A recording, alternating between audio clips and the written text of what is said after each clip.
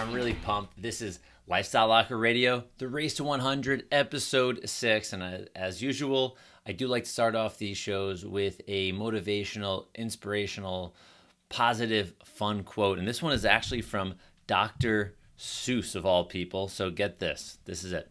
Sometimes you will never know the value of a moment until it becomes a memory. And why is that important? We have to live in the now. You've heard the term, or maybe heard someone say, a mentor, a friend, maybe me, present time consciousness is so important. And me personally as a chiropractor, present time consciousness is huge. Being with that patient when you're with the patient, being so in tune with where you are that you're not thinking about something else, that you are 100% with that person when you're there. And that should go with everything in your life. That should go with your training. That should go with your family. That should go with even when you're doing stuff with a pet, right?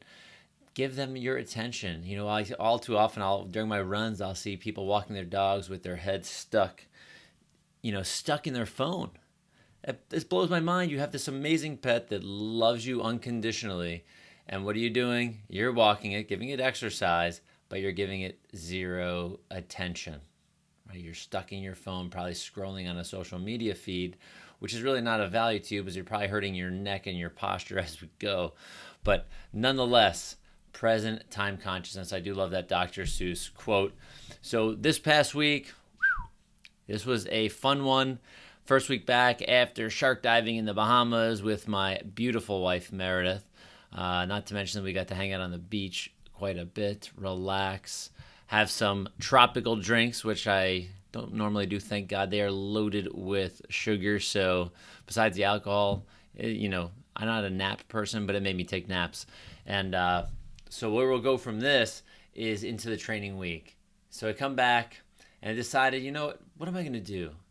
I didn't really plan so much, but I planned a little. I said, I'm going to do MURPH the first day back. So I ended up doing MURPH both Tuesday and Thursday, and I modified MURPH both times.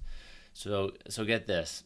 So the first one, I did a 2-mile run before and after. So MURPH, just as a review for those of you that may or may not remember or know what it even is, and that's all right.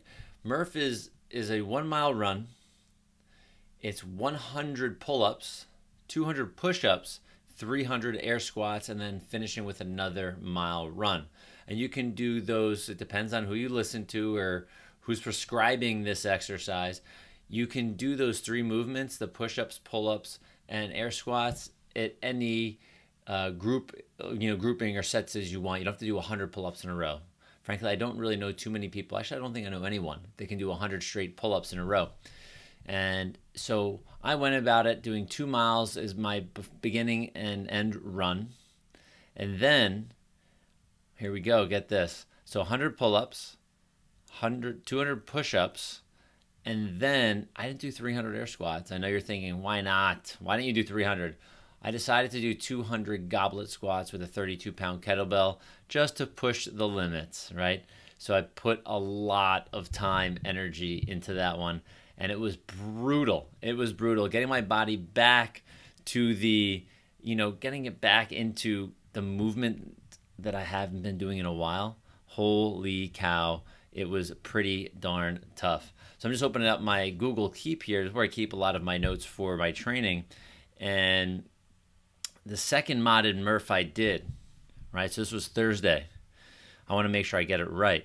So the second modded MURPH I did, and get this. So the first MURPH with 100 pull-ups, I was doing them in sets of 10s and 20 push-ups and then 20 goblet squats. I did not break any of my 10 pull-ups. And I'm not doing a kipping pull-up, which is traditionally in CrossFit. I'm doing a strict pull-up. Maybe a little help with my knees at the end of a couple of the last sets, but I'm not swinging and getting a lot of full body movement in. So it's a strict pull-up, mostly. Don't hate. It's mostly strict, right? So the second MURPH was on the 15th, which was another modded MURPH. So it was a 3.26 mile run outdoor. So the first one was indoor on a tread. This was outdoor, so 3.26 mile outdoor in heat and humidity. It was the afternoon, and 10 rounds. I did the same thing, and and I did my 10 rounds of pull-ups, so another 100 pull-ups. I did those unbroken and no kipping. 20 pull-ups, and then instead of 300 air squats, I know I didn't do 300 air squats, don't pick on me. I did 200 24-inch box jumps. And what I want to share with box jumps, what I get to see in my gym, I've seen it in most of the gyms I've ever been to, minus CrossFit gyms, because they're pretty strict on how they teach you how to do these. I'll see people jumping up onto the box and keeping their knees and body bent and hinged, even their torso leaning forward, and they just jump off. So the box jumps that I did, I would jump onto the box and have full extension of my body, so I'm standing nice and tall, then I come down. So I'm getting that squat movement in from the launch to jump up and then to the full stand up again up top. So I did 200 of those and another 3.26 home. That one was a killer, right? Man, I tell you what, and what I'm finding out about myself that when I know the run or know the training's ending, my brain's like, you know what, you can just quit early. Just quit early. And I will tell you, no freaking way. I've been fighting these thoughts all the time. And I can tell you what, I'd love to hear anybody else's experience on this, what tactics you may use. But I just say, you know what? I'm not stopping. I got to do this. This is what I'm set out to do. I got this race coming up. I got this 100-miler coming up. Why would I quit in a 3-mile or 10-mile or whatever mile run it is? Why? And then I start to think of these why answers, and I start to say, all right, not why wouldn't I finish it? How come you don't want to finish it? And it's like, oh, because you're uncomfortable. And Josh, where does all growth happen? As you stretch your comfort zone, right? So in the uncomfortable. And so I did that, and then the next day after that, did a 10-mile run. In the heat and humidity, it was brutal. That was on Friday, 10-mile run on Friday, and get this, I didn't train Saturday. I'm like, I'm going to do a big run on Sunday, so let me just take Saturday off. I've pushed myself. My body was really sore. To give you an idea, I mean, squatting and bending and moving around in my office. After the runs, no, I'm not really that bad. But after the weight training or the training, like the MURPH workouts that I did, I was really sore, more in my lower body than my upper body. So bending and squatting and twisting and moving, all those things are like, wow, okay. I have glutes, I have hamstrings, I have quads, my calves are sore. But nothing was like in pain. I was just sore and tight. So, bending down and standing up was fun in my office, but I do that all day long, taking care of patients. So I took Saturday off, and Sunday morning I woke up. I said, I'm going to set out to do my best to go almost the distance of a marathon, if not a full marathon. And doing this with no support is always a little bit of a challenge, only because of hydration and water. And when I woke up, it was like, it wasn't too hot. It was about 80 degrees, and it was muggy and swampy. I mean, I could almost swim through the water that was in the air. It wasn't raining, but it was like that type. When you walk outside, your skin's already a little wet before you even start exercising. So I get out and start figuring out my run. Like, so late that night before, to give you an idea. So Saturday night, I'm like getting nervous. Like, wow, this is going to be the biggest training run of my training so far. I'm pushing beyond my 17 miles, which was my previous long run, which felt great. I'm going, okay, what am I going to do? Am I going to make that marathon? Am I going to make it 20 miles? Am I going to do an 18? And I didn't set a target, which may be good or bad, but I'm like, I'm going to just, and I've said this before, I am not the best with guessing distance. So I have an idea of where I'm going, and then I'm guessing the distance, going, okay, it might be 17, and I could always run past my house on the way back. So what I did, I hit a bunch of different towns. So I live in Rockland County, New York, for those of you that are listening that are up here. So I ran, I'll give you an idea. So I ran down New Hempstead Road. I ran from New City and hit the main drag, which is 304. Hook a left and ran all the way to Route 9W, which ends up being in Congers, New York. So I run to Congers, New York, take a right on 9W, all the way down to Rockland Lake State Park. They have an outer loop, which is about 3.6 miles. So I do a full outer loop. And then they have the backside, which is, I believe, called Hook Mountain, where you can go down past a ranger station and walk all the way to Nyack along the Hudson River, like almost literally at that elevation of the water. Beautiful. So you can see the Tappan Zee Bridge. But also, which most people don't do or maybe don't know, but it's a little more challenging, there's a 3.7, I think, or 3.5 mile trail, that a U-turn that runs to Haverstraw, New York. And this doesn't run only along the water. This has a lot of up and downs, twists and turns. It's a little more like an urban hike, really. But you're in the woods, but a lot of it's paved and hard packed. So it's really not too hard of a trail run if you want to think of it as that. But it's good. It's 3.5 miles each way, so it's great for walking or running.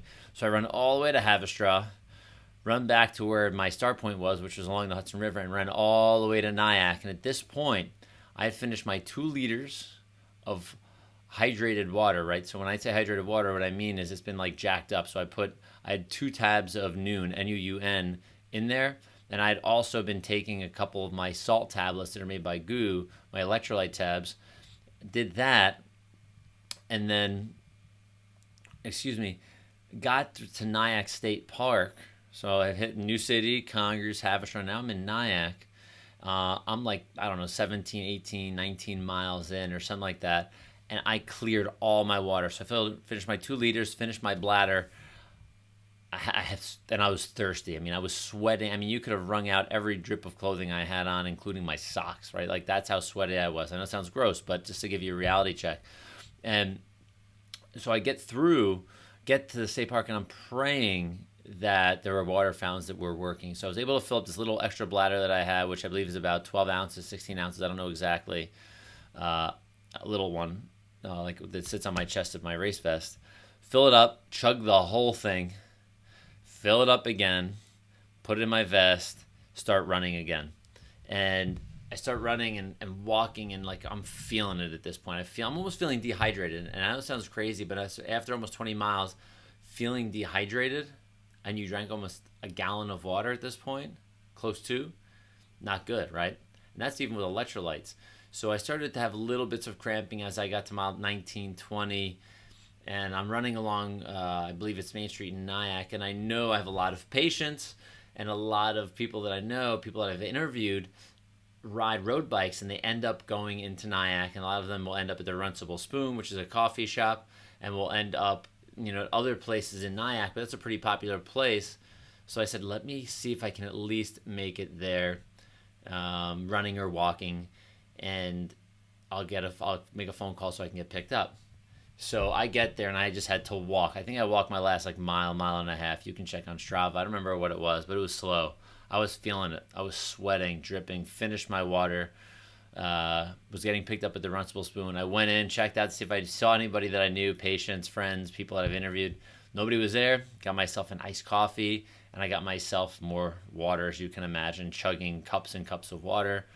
And that was my day. So the longest training run today was 21 miles, which was great, and I did it under really hard circumstances as far as weather goes. And that was early in the morning. I think I had started out at 6 a.m., so I ran with a headlamp to give you an idea for the first about almost hour. And I believe we're going to be pushing harder for the following week, so you just make sure you're tracking everything on my Facebook Lives, on social media, and you will see where and what I am up to. So, all right, everyone. That is the Race 100 episode 6. That was my week. It was crazy. It was fun. And not to mention, right after that 21-mile run, I went to one of my wife's family's baptism, and I ate something I don't normally eat on a regular basis, which is grain. I was hungry because I ran. To give you an idea, I ran the 21 miles fasted. All right. I had a snack almost at 3/4 of the way through. But most of that run was fasted, and I needed fuel. So I got home, showered, and I had to clean myself up, get dressed, and head out to a baptism and hang out at church for a little bit, and then go to lunch at an Italian restaurant, which happens to be very good. But my body doesn't respond to grain very well. But I ate bread, olive oil, pasta. I ended up having, what did I end up having? I really got salmon, thank God, and vegetables. And I had a couple pieces of shrimp as well. But the crazy thing is this: what I realized, I felt okay. I just needed fuel. My body processed everything. My gut didn't bother me like it would normally would with grain. But I needed to sit down at home after this event because I was just carbo loaded. Thank God I had the proteins and fats there. But I actually will start to break out a little bit and almost like pimples in certain spots. And I think it possibly is from the garbage that's in the gluten that's in the pasta, the glyphosate. So be careful what you eat. Be careful what you fuel with and refuel with. That was probably my worst refueling choice I've ever had. But this was a family event that I probably could have made better choices, but I did not. I'm real. I'm going to share, who I am and what I do with you. So no hiding here. So back at it again, and we'll talk to you soon. See you on the next episode of Lifestyle Locker Radio. We got some great guests coming up. More Race to 100, and I look forward to seeing you at the race. Are you going to show up at the race? No, you're not going to show up at the race. But I look forward to having, relationships with all of you that are listening, one way, shape, or form. Hopefully this is inspirational to you. I do my best to make sure that I can share myself with you so you can be a better version of yourself. And so wherever and whenever you're listening to this, I appreciate you, and have a great day, evening, or night. All right, y'all. Bye-bye.